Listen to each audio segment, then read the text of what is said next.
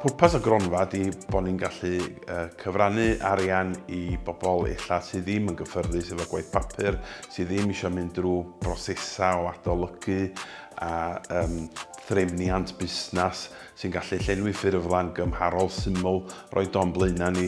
Da ni'n mynd atebol I neb ond I ni'n hunan a da ni'n gallu rhoi pres I falla mewn sefyllfa fysa na grantiau neu cyrff cyhoeddus ddim yn gyffyrddus yn gwneud hynny. Dwi'n meddwl hwnna di'r fantais mawr bod ni'n hawdd I siarad efo ni, mae'n hawdd cysylltu efo ni, mae'r ffurflenni hunan reit hawdd i'w gwblhau a gobeithio efo pobl efo ryw egin syniad yn teimlo bod nhw'n gallu rhoi cais ger y bron a bysa nhw yn cael y broses I gyd yn hawdd. Ytha griw, 3-4 ar eich gilydd yn dechrau efo'n siarad a meddwl bod angen trio codi ryw ronfa I helpu bobl ifanc yn Ben Llŷn I yna lawer o bobl Ben Llŷn yn fodlon trio gwneud pethau ond bod pres allan bach yn galad I gychwyn.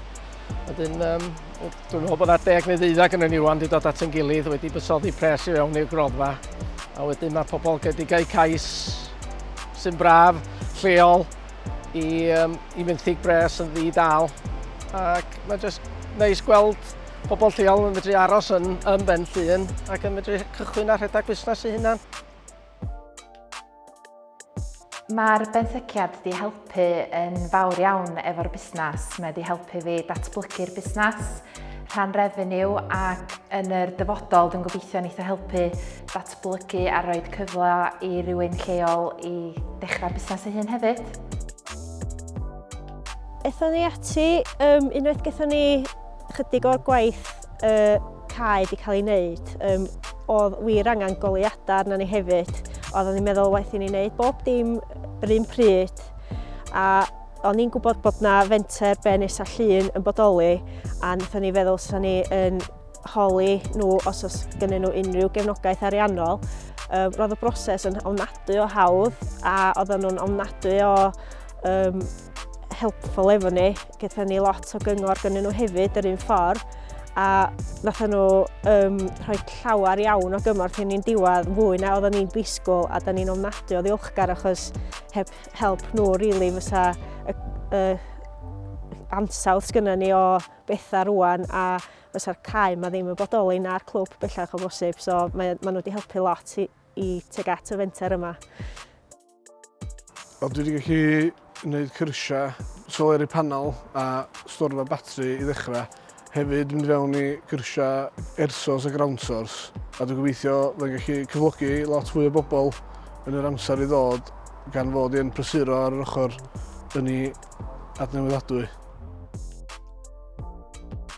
Dwi'n meddwl peth pwysicau un sa'n ni'n gallu gael yn Ben Nesa Llŷn nesa wan, fysa cael mwy o bobl I fuddsoddi I harian I fewn yna mwyn I ni gael cryfhau y gymuned.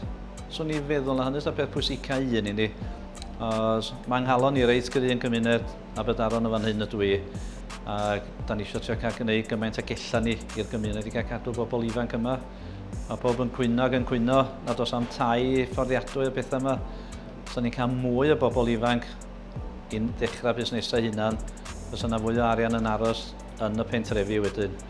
A dwi'n gweld sy'n amser gyfleon da ar y funud rwan I bobl busnes rhoi arian I fewn a helpu bobl ifanc I ddechrau.